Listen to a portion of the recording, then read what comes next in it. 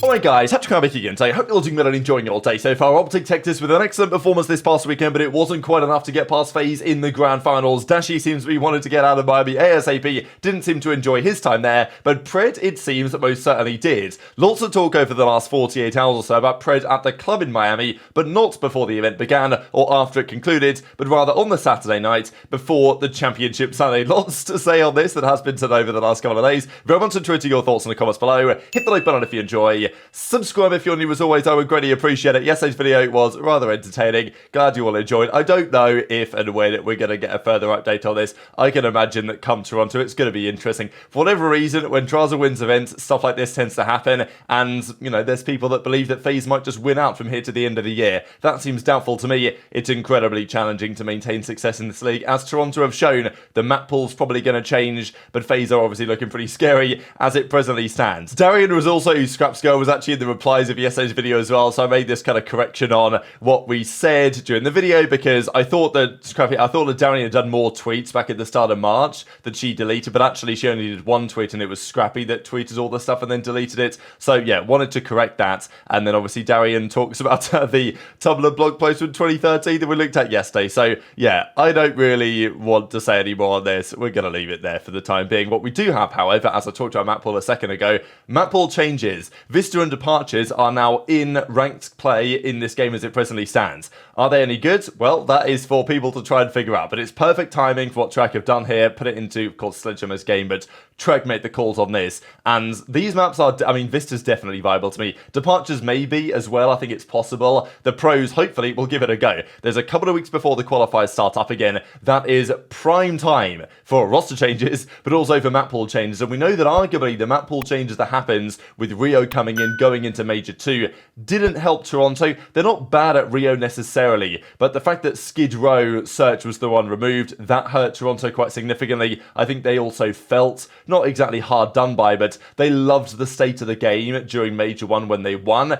Then things changed quite a lot for Major 2. I think from a mentality perspective, Toronto weren't quite as locked in this stage as maybe they ought to have been. So they're going to be in the game for a few days here. Hopefully by Friday, we'll have a good idea what the pros want to do. They're of course going to get back, maybe a couple of days off, get back into practice, and then we'll see what they decide to come up with. But unfortunately, not maybe unfortunately at times, because the pros do know what they're talking about to some degree, but we have to rely on the pros to make these decisions. Ideally, the league would just say, you know, we've got a committee of former pros or whatever, and we think, yeah, this map's viable, that's going to be in, that's going to be out in proper esports. And COD in many ways isn't really a proper esport, but in proper esports, the developers and the league themselves, they just make the decision. Like in Counter-Strike, the players don't get a say as to what maps go and come in.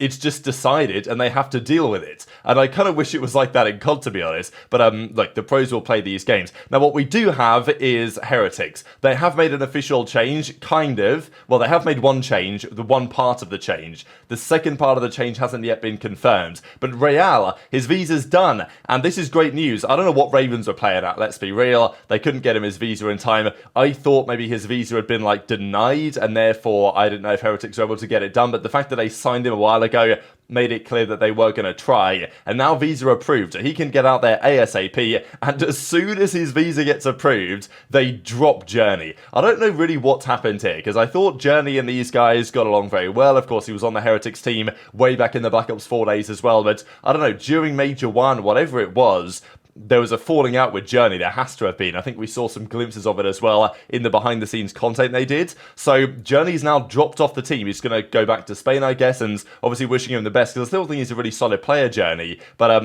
it didn't work out on this team. He played okay right at the start of the year, then it fell off a bit. Historically, not the greatest player on LAN. They dropped him, or they benched him. They brought in ErikBooM, and now that Real is able to get over there, they just got rid of him entirely, right? So, yeah, as he says, I feel I've given everything since I arrived in Miami. It's a shame that things have ended like this. Go back to Spain, not give up to achieve my goal. But of course, Real will be out there ASAP, which probably means they're going to look to make a change in their starting roster.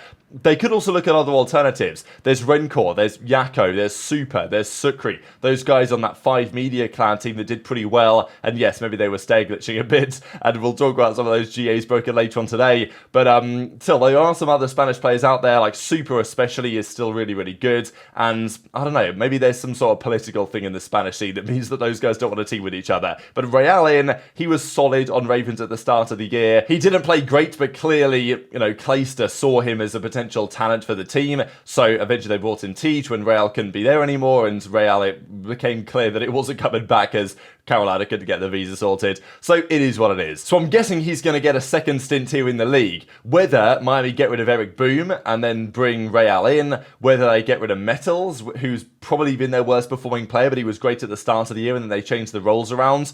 I guess that's a question that we'll see over the coming days. But quite a bit to say on this OpTic team, right? Because I think they had a great weekend, all things considered. They were 3rd at Major 1, they were 2nd at Major 2, and, you know, if you follow that trajectory, can they win Major 3? Absolutely. Are they good enough to? Absolutely. And I still stand by this perspective that I think this is the best OpTic team that they've formed since the Dynasty. They've got everything they need to win championships. Like, I firmly believe this, but there are still other factors that can seem to hold them back. We've talked about that over the last couple of days, and I don't think there's any shame in losing to a FaZe team that played that well, especially in the manner in which they lost. It was very close. I think the frustrating thing for OpTic will be that they just were very close. Like, so many of those respawns, they could have won, and Kenny had a absolutely dominant performance, especially in the grand finals. Had like a, you know, he broke the record for kills in a 5-map series. In that series, that Simp also broke the record and dropped 111, while Kenny had 109. So, and I don't think you're going to get, I mean, look, you're not going to get that from Kenny every tournament. Kenny's a phenomenal player, but that was like an overperformance to expectations from Kenny. So really, all OpTic needed, I thought, was a bit more production from Pred, a bit more production from Dashy, who's had a pretty bad time against FaZe so far this season.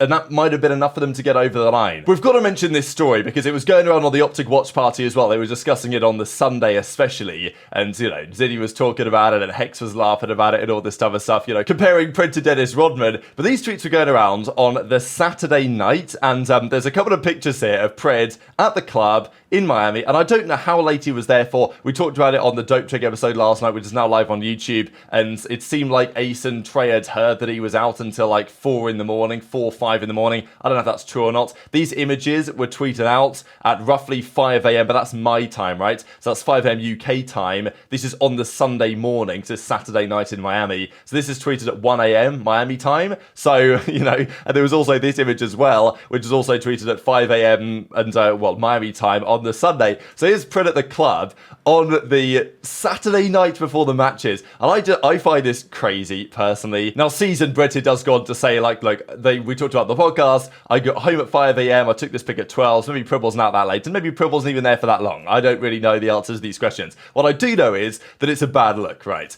And this is the question that I always have with regard to the OpTic culture compared to the amount of talent on their team. They've got everything they need, OpTic, to win events and, you know, become the force that they need to be. But the question always tends to be, and it's the same thing with pretty early this season when he was going on a vacation or whatever, right back to Australia. People are like, oh, he's not taking practice seriously and this type of stuff. And I don't know, maybe there's some truth to that. The OpTic guys were kind of laughing about it on the watch party and saying, well, you know, Pred's going to go to the club on Saturday night. He's going to turn up on Sunday and he's going to fry. And sure, he played very well against the Subliners, but he did get pretty slammed and was, I think, the worst player for OpTic really on the Sunday, especially against FaZe. So maybe there's something in that. Maybe FaZe just shut him down, and maybe you don't think it makes much of a difference. But to me, it's like a mentality and a culture thing. Like, fine, go out with the team after the event on Sunday. Go out with the team before the event on the Wednesday or something. But to go out, like, on your own without the team there, like, I don't know. There's got to be some accountability, I think, for stuff like this. I can't imagine that Kenny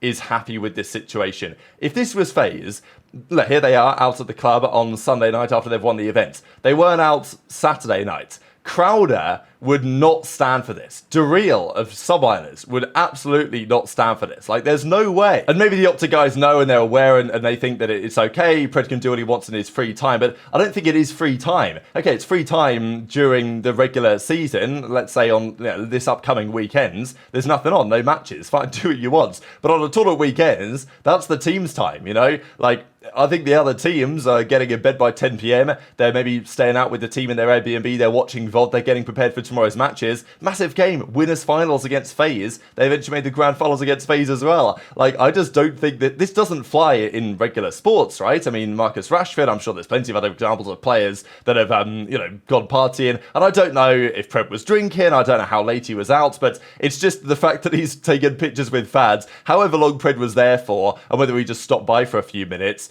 It just sends the wrong message, I think, publicly. And maybe, I have a different mentality on this than some people will. But I just think if you're getting paid 500 grand or whatever Pred's getting paid a year to play COD and win championships for the Green Wall, it's probably not the best look to be at on the Saturday night before. So I just find this very interesting, especially because the discussion on the OpTic watch party wasn't quite to this nature. I don't know what you guys think about it. And I don't know if there'll be any response to this, but this is why I think that Karma, as good of a coach as he might be, I don't know if he has not the level of, obviously he has the respect, but I don't know if he has quite the personality to maybe be the man that they need to get them drilled in, right? Because as I say, they've got everything they need OpTic, but it's like that final piece, that cutting edge that the other teams seem to have. And then, for OpTic, it's like, well, is it 100% about the winning as it is with FaZe and other teams? It doesn't seem like it on this type of evidence, right? So intrigued your thoughts in the comments below. There's also other things to say on the weekend as well. Kenny played phenomenally, and he's been such a great pickup for them.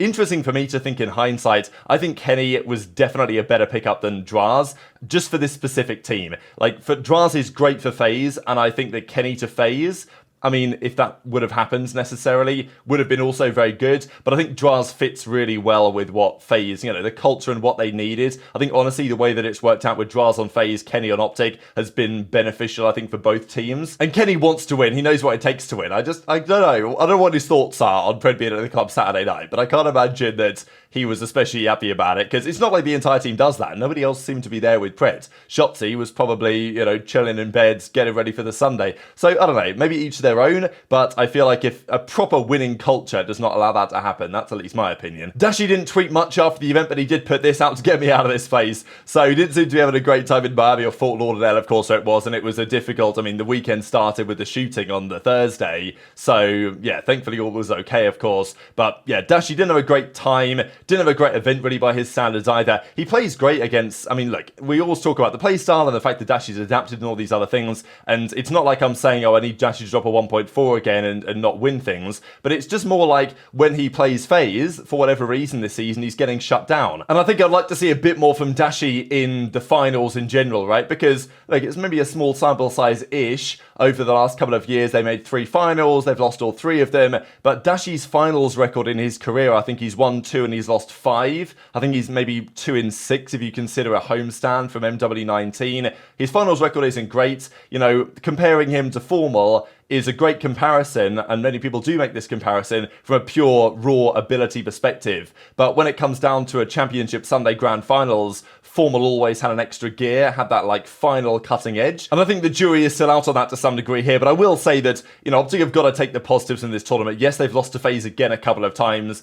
They actually play FaZe first game back of the Major 3 qualifiers. And that's going to be quite interesting because, OpTic, if they can beat them there, they'll gain some confidence that they can actually do so when it comes to LAN. But they've still made a massive turnaround, OpTic, taking down Toronto, taking down the Subliners. And people say, well, there's all this talk about, why didn't OpTic win and all this, whereas Subliners were 3rd and Toronto were 4th and OpTic beat both of those guys, which is true, but also Toronto won the last event. New York Subliners won last year's World Championship. FaZe won this event. It's been 2 years since OpTic have won, so I think naturally these questions start to emerge. But very much intrigued to your thoughts on all this stuff in the comment section below. Hit the like button if you enjoyed, subscribe if you're new, take care, and I'll see you next time.